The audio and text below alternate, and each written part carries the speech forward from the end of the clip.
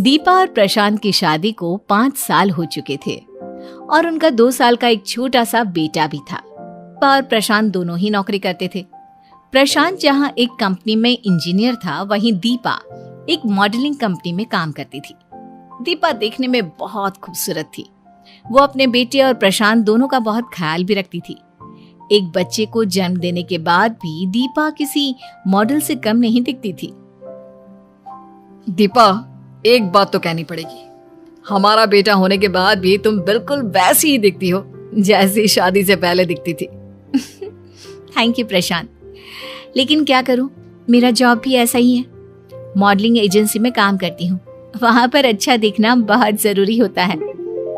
दीपा, इतनी मॉडर्न होते हुए भी तुम हमारे बच्चे का, इस घर का कितना अच्छे से ख्याल रखती हो। कभी कभी तो खुद को बहुत खुशकिस्मत समझता हूँ कि तुम्हारे जैसी पत्नी मिली है मुझे। प्रशांत, तुम भी तो मेरा कितना ख्याल रखते हो। अच्छा चलो, अभी प्यार भरी बातें बाद में करना, ऑफिस का वक्त हो गया है, मैं चलती हूँ। कमाल की बात है मैडम, आपके जॉब के चक्कर में मुझे अपनी जॉब छोड़नी पड़ गई है। ज्यादा दिन के लिए नहीं छोड़नी पड़ी है अपनी जॉब, और तुमने अपनी मर्जी से छोड़ी है जनाब। तो क्या करता, बच्चे की देखभाल के लिए किसी एक को तो नौकरी छोड़नी ही थी ना। और तुमने अपनी जॉब इसलिए छोड़ दी क्योंकि तुम्हारी जॉब में प्रॉब्लम चल रही थी, और भगवान की दया से मुझे अच्छी खासी सैलरी मिल रही थी। वैसे प्रशांत, तुम्हें इस बात से कोई प्रॉब्लम तो नहीं है ना? अरे प्रॉब्लम कैसी दीपा, बस 1 साल की तो बात है, उसके बाद तो हमारा बच्चा स्कूल जाने लगेगा, मेरा मतलब प्ले स्कूल में, फिर मैं जॉब ज्वाइन कर लूंगा। और देखो, ये घर हम दोनों का है, हम दोनों को मिलकर चलाना है, इसमें शर्म या परेशानी कैसी? Thank you so much. तुम्हारे जैसी सोच के हस्बैंड बहुत कम है इस दुनिया में। चलो मैं ऑफिस जाती हूँ, देर हो रही है। दीपा जब शाम को ऑफिस से लौट कर आती है तो वो बहुत खुश थी। प्रशांत, सबसे पहले तुम चॉकलेट खाओ, तुम्हारी फेवरेट वाली। और लेकिन खुशखबरी क्या है, पहले ये बताओ। वो तो मैं तुम्हें बता ही दूंगी। अब देखो, तुम ना मेरे लिए इतने लकी हो। आज ही तुमने मेरी तारीफ की और आज ही मुझे। अरे क्या, जल्दी से आगे बताओ ना, मैं जानने के लिए पागल हो रहा हूँ। आखिर ऐसी कौन सी गुड न्यूज मिली है मेरी बीबी को जो उसका चेहरा गुलाब के फूल की तरह खिल गया है?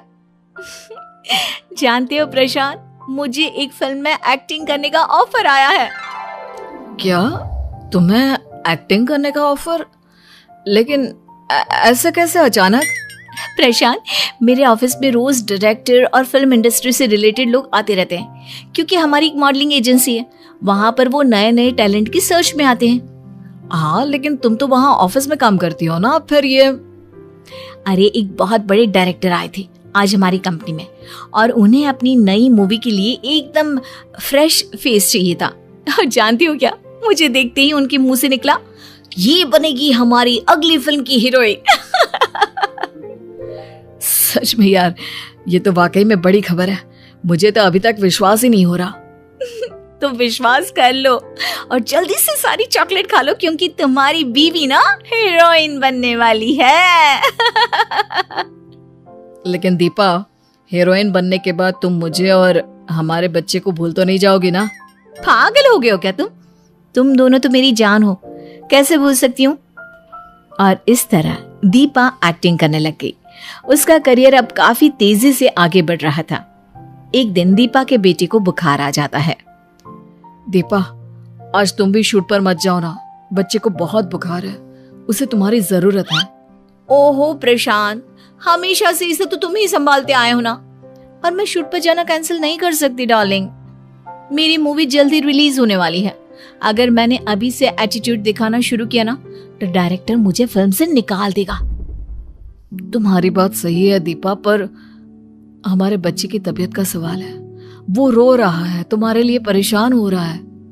देखो प्रशांत, प्लीज कैसे भी मैनेज कर लो ना, और ये सब तो रोज रोज चलता ही रहेगा।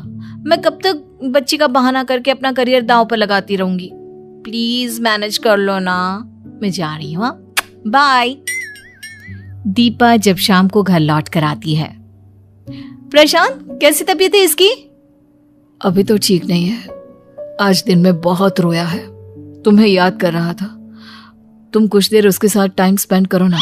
आई एम सो सॉरी प्रशांत, लेकिन आउटडोर शूट के लिए ना मुझे 10 दिन के लिए मुंबई जाना होगा। लेकिन इस तरह अचानक तुमने मुझे बताया भी नहीं। अरे मुझे भी कहाँ पता था यार, अभी जब शूट पर गई थी ना तभी फ्लाइट की टिकट और सब कुछ मिला है। देखो प्रशांत, तुम ना किसी भी तरह मैनेज कर लेना, मेरा जाना बहुत जरूरी है। दीपा प्लीज, मैंने तुम्हें एक्टिंग करने की परमिशन इसलिए नहीं दी थी कि तुम हमारे बच्चे पर भी ध्यान ना दो। कमाल करती हो, पूरा घर मैं चलाती हूँ, सारे खर्चे मैं उठाती हूँ, इतना कुछ कर रही हूँ मैं, और तुम एक बच्चे को नहीं संभाल सकते? कहा ना मैंने, सिर्फ 10 दिन की बात है। ठीक है दीपा, अगर तुम जाना चाहती हो तो जाओ, मैं तुम्हें रोकूंगा नहीं। मुंबई जाने के बाद दीपा अपने हस्बैंड को फोन करके उसके बच्चे की तबीयत के बारे में भी नहीं पूछती। ये देखकर प्रशांत को बहुत बुरा लगता है। और फिर एक दिन दीपा का फोन आता है। कैसे हो प्रशांत? सॉरी यार, वो शूट में इतना बिजी हो गई थी ना, इतने दिन से तुम्हें फोन ही नहीं कर पाई। दीपा, कितनी बदल गई हो तुम। खैर छोड़ो, देखो हमारे बेटे को तुम्हारी बहुत जरूरत है और अब तो तुम्हें गए हुए 12 दिन हो गए हैं। प्लीज वापस आ जाओ। प्रशांत प्लीज, तुम बात बात पर मुझे ताने देना बंद करो। और मुझे यहाँ से कहीं बाहर जाना है शूटिंग के लिए, तो मैं नहीं आ सकती। कोई बात नहीं दीपा, मैं वो भी संभालूंगी। वैसे तुमसे कहना तो नहीं चाहता, लेकिन क्या करूं, इस घर में तुम ही एक कमाने वाली हो, तो प्लीज कुछ पैसे भेज दो। घर में बिल्कुल भी पैसे नहीं है। अरे अभी घर से निकलने से पहले ही 10,000 छोड़कर तो आई थी, कहाँ गए वो पैसे? फिर से पैसों की जरूरत क्यों है? दीपा तुम भूल गई, हम घर में रहते हैं, उसकी किस्तें चल रही हैं, हर महीने उसकी EMI आती है, और बच्चे को संभालने के लिए मैंने अपनी नौकरी छोड़ दी थी, तो उसका पैसा तुम्हें ही देना होगा ना। ओह, आई एम सॉरी प्रशांत, तुम्हारे छोटे से घर की EMI मैं नहीं देने वाली। वैसे भी मुझे मेरे डायरेक्टर ने मुंबई में एक बंगलो दे दिया है और मेरा मुंबई में रहना बहुत जरूरी है। तो ठीक है ना दीपा, मैं और हमारा बेटा भी वहीं आ जाएंगे, हम सब साथ में रह लेंगे। अच्छा है ना, तुम अपना करियर सेट कर लेना। प्रशांत, तुम कोई बात समझने की कोशिश क्यों नहीं करते? अगर तुम यहाँ आकर रहने लगे तो सारी इंडस्ट्री को पता चल जाएगा कि मैं एक बच्चे की माँ हूं, और फिर मेरे करियर का क्या होगा? इस बारे में कभी सोचा है तुमने? ठीक है दीपा, मैं तुम्हारे पास मुंबई नहीं आऊंगा, लेकिन अगर कभी तुम्हारे बच्चे की याद तुम्हें आ जाए तो तुम प्लीज आ जाना। और इस तरह दीपा घर पर पैसे भेजना बंद कर देती है, जिसकी वजह से प्रशांत अपने घर की EMI नहीं भर पाता और उसे वो घर छोड़ना पड़ता है। घर छोड़ने के बाद प्रशांत अपने सबसे अच्छे दोस्त विवेक के घर आ जाता है। विवेक प्रशांत का बहुत अच्छा दोस्त था और उसकी पूरी मदद कर रहा था। क्या हालत बना ली है यार तूने अपनी, इतनी अच्छी नौकरी थी, सब छोड़ दिया। विवेक, मुझे इस बात का कोई दुख नहीं है, मैंने जो किया अपने बेटे के लिए किया। अगर किसी ने कुछ गलत किया है तो वो दीपा ने किया। मुझे भी इस बात पर भरोसा नहीं होता कि दीपा तेरे साथ ऐसा कर सकती है, लेकिन यार प्रशांत, अब तुझे भी ना कोई कदम उठाना ही पड़ेगा। कदम उठाना पड़ेगा? तू कहना क्या चाहता है? देख, ये बच्चा तेरे अकेले का नहीं है, दीपा उसकी माँ है, और तुम दोनों का फैसला था कि तू नौकरी छोड़ देगा और दीपा घर का खर्च चलाएगी, और अब वो इस तरह अपनी जिम्मेदारी छोड़कर भाग नहीं सकती। अरे तो क्या करूं मैं? उसके पैरों में जाकर दया की भीख मांगू? अरे उसने तो मुझे मुंबई तक आने से मना कर दिया है। देख प्रशांत, जब घी सीधी उंगली से ना निकले ना तो उंगली टेढ़ी करनी पड़ती है। तेरे कहने का क्या मतलब है? मैं कुछ समझा नहीं। कोई बात नहीं, अब मैं तुझे समझाता हूँ कि मुझे क्या करना चाहिए ताकि तेरा और तेरे बच्चे का भविष्य खराब ना हो और उसकी माँ को सबक मिल जाए कि उसने तुम दोनों के साथ गलत किया है। भाई सीधे सीधे बताना, आखिर करना क्या है? मेरे कुछ समझ में नहीं आ रहा है। तुझे अपनी पत्नी दीपा पर कोर्ट केस करना होगा। अरे तू पागल हो गया है क्या? मैं अपनी बीवी से बहुत प्यार करता हूँ। उसने जो कुछ भी किया वो अलग बात है, लेकिन मेरे बच्चे की माँ है वो, मैं उस पर कोर्ट केस कैसे कर सकता हूँ? थोड़ा तो दिमाग से काम ले मेरे दोस्त। तू जिस बच्चे की बात कर रहा है उस बच्चे के साथ उसने क्या किया ये तुझे दिखाई नहीं देता। बीमारी में उसे छोड़कर चली गई। अब तेरे पास इस बच्चे के साथ रहने के लिए घर तक नहीं है। कैसी माँ है वो? लेकिन कोर्ट केस करने से क्या मिलेगा? जब वो हमारे साथ रहना ही नहीं चाहती तो जबरदस्ती इन सब मामलों में उसे घसीटने से क्या होगा? देख प्रशांत, तू मेरा सबसे अच्छा दोस्त है और मैं कभी नहीं चाहूंगा कि तेरी जिंदगी में कुछ भी गलत हो। और इस वक्त जो मैं तुझे समझा रहा हूं, यकीन मान तेरे भले के लिए कह रहा हूं मैं। लेकिन मुझे ये सब करने का मन बिल्कुल भी नहीं है। अपने लिए ना सही, लेकिन अपने छोटे बच्चे की तरफ तो देख। इसकी माँ छोड़कर चली गई, वहां तक तो ठीक था, लेकिन यार इसे भी तो रहने के लिए घर चाहिए ना। और वो घर जो तेरा अपना था, लेकिन तेरी बीवी की वजह से अब बैंक वालों के हाथों में चला गया है। शायद तू ठीक कहता है। चल ठीक है, तो अपनी जान पहचान का कोई वकील बता और मैं दीपा पर कोर्ट केस कर देता हूँ।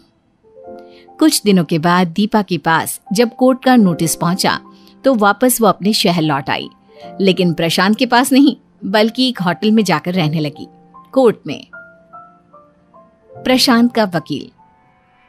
जज साहब, ये है मिसेस दीपा। जानते हो उन्होंने क्या किया?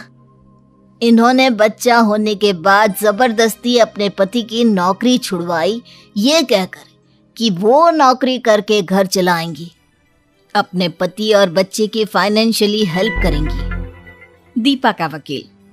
जज साहब, ये साहब तो कुछ भी बोल रहे हैं। दीपा ने ऐसा कुछ नहीं किया है। वो बस अपना करियर बनाने के लिए मुंबई चली गई थी। और रही बात नौकरी छोड़ने की, तो प्रशांत ने अपनी मर्जी से नौकरी छोड़ी है। उस पर किसी ने कोई जोर जबरदस्ती नहीं की है। जज साहब, बच्चे के आने के बाद दीपा और प्रशांत के बीच में ये समझौता हुआ था। आपके पास इस बात का कोई सबूत है? किसी तरह की कोई लिखा पड़ी हुई हो दीपा और प्रशांत के बीच, तो बताइए आप। जज साहब, जब मियाँ और बीवी के बीच इस तरह के फैसले होते हैं ना, तो लिखा पढ़ी नहीं होती, आपसी बातचीत से ही काम होता है। और उस दौरान प्रशांत और दीपा के बीच का रिश्ता काफी नॉर्मल था, इसलिए एक बार में ही दीपा के कहने पर प्रशांत ने अपनी नौकरी छोड़ दी। इसका मतलब आपके क्लाइंट प्रशांत के पास खुद का दिमाग ही नहीं है। अरे आज के जमाने में कोई भी लड़का बच्चे को पालने के लिए नौकरी छोड़ता है क्या? आपका क्लाइंट झूठी मूठी कहानियां बना रहा है, क्योंकि मेरी क्लाइंट बहुत बड़ी हीरोइन बन गई है। उनके पास रुपए पैसे की कोई कमी नहीं है, तो वो उनसे पैसा ऐंठना चाहता है। जज साहब, मेरे क्लाइंट पर झूठा इल्जाम लगाया जा रहा है। सच तो यह है कि मिसेस दीपा अपनी जिम्मेदारियों से भागकर मुंबई चली गई। उन्होंने पलटकर अपने बच्चे की तरफ देखा तक नहीं। Order order. मिसेस दीपा को बुलाया जाए, पूछताछ की जाएगी।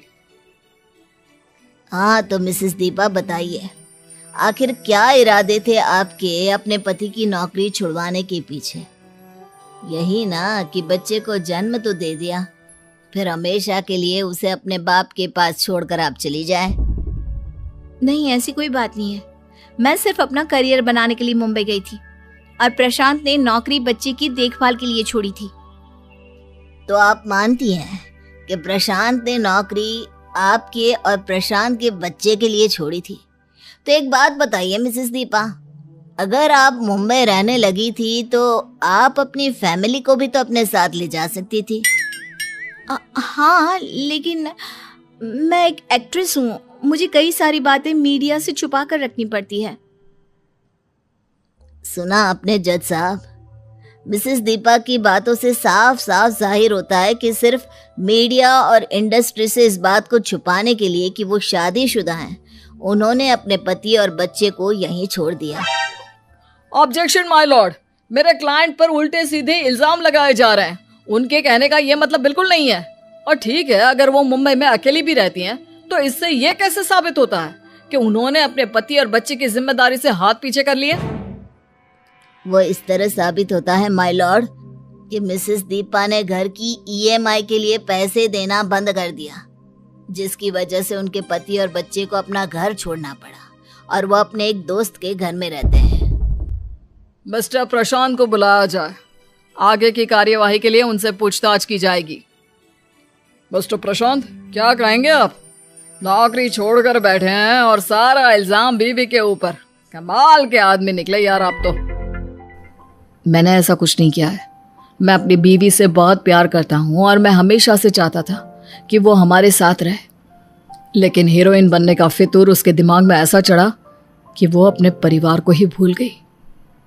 देखिए मिस्टर प्रशांत, ये कोर्ट है और यहाँ पर इमोशनल बातों के लिए कोई जगह नहीं। आप ये बताइए कि आपके घर की ईएमआई ना देने की वजह से आपका घर बैंक वालों ने वापस ले लिया या फिर कुछ और ही मसला है? आप कहना क्या चाहते हैं वकील साहब? और क्या बात हो सकती है? कहीं ऐसा तो नहीं कि आपने सारा पैसा अय्याशियों में उड़ा दिया हो और कर्जा ना चुका पाने के कारण बैंक ने आपका घर जब्त कर लिया? जज साहब, ये मेरे क्लाइंट से किस तरह की बात की जा रही है? मैं आपको साफ साफ बता चुका हूँ कि मिसेस दीपा ने घर की ईएमआई के पैसे नहीं दिए और इसलिए बैंक ने मिस्टर प्रशांत और मिसेस दीपा का घर जब्त कर लिया। आपके पास कोई सबूत है मिस्टर प्रशांत? आपके पास कोई सबूत है? और अगर है तो प्लीज अदालत में पेश कीजिए। माफ कीजिए, मेरे पास कोई सबूत नहीं है। तभी अचानक से विवेक वहां पर पहुंचता है। जज साहब, मेरे पास सबूत है। वो क्या है ना, मेरा दोस्त अपनी बीवी से बहुत प्यार करता है, खुद अपनी जिंदगी बर्बाद कर देगा लेकिन उसके खिलाफ एक शब्द नहीं सुनेगा। ये रहे घर के पेपर्स और उसके साथ अटैच डॉक्यूमेंट्स। इन पर साफ साफ लिखा है कि घर को बैंक ने इसलिए जब्त किया है क्योंकि इसकी ईएमआई मिसेस दीपा ने दी ही नहीं। उसके बाद वो डॉक्यूमेंट्स कोर्ट में सबमिट हो जाते हैं और दीपा को ये आदेश मिलते हैं कि वो घर के सारे पैसे चुकाएगी।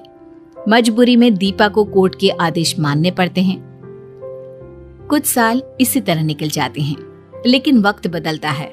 अब दीपा के पास एक्टिंग के कोई ऑफर्स नहीं आते, उसके सारे पैसे भी खत्म हो जाते हैं और एक बार फिर से वो मुंबई से लौटकर अपने घर यानी कि प्रशांत और अपने बेटे के पास आती है। प्रशांत, मुझे माफ कर दो, मैं तुम्हारे साथ रहना चाहती हूँ। क्या हुआ दीपा, अचानक इस तरह? और तुम्हारी ये हालत, तुम्हारे चेहरे को क्या हो गया? तुम्हारा शरीर इतना थका हुआ और कमजोर। वो 4 दिन की चांदनी वाली जिंदगी थी प्रशांत। जब तक मेरे हाथ में एक्टिंग थी तब तक सब कुछ ठीक था, लेकिन जैसे ही कुछ दिनों तक किसी फिल्म का ऑफर नहीं मिला, इंडस्ट्री ने मुझे निकाल कर बाहर कर दिया। तो तुम यहाँ क्या करने के लिए आई हो दीपा? यहाँ तुम्हारे लिए कुछ नहीं है मेरे पास। लेकिन तुम और मेरा बेटा तो हो ना प्रशांत, मुझे तुम लोगों के साथ रहना है। देखो दीपा, मैंने तो हमेशा तुमसे प्यार किया और तुम्हारी हर गलती को माफ कर दिया, लेकिन अब सवाल हमारे बेटे का है और मैं अपने बेटे के साथ रहूंगा। मैं भी तो तुम्हारे और अपने बेटे के साथ रहना चाहती हूँ।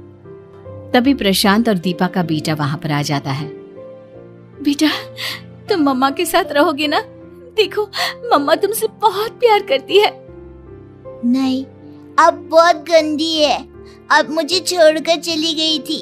अब मुझे आपके साथ नहीं रहना, मुझे पापा के साथ रहना है। प्रशांत, प्लीज मुझे माफ कर दो, मुझे अब तुम लोगों के साथ रहने दो। नहीं दीपा, बहुत देर हो चुकी है। याद करो वो दिन, मैंने तुम्हारे सामने कितने हाथ जोड़े थे, लेकिन तुमने मेरी एक बात नहीं सुनी। अब मैं दोबारा तुम पर भरोसा नहीं कर सकता।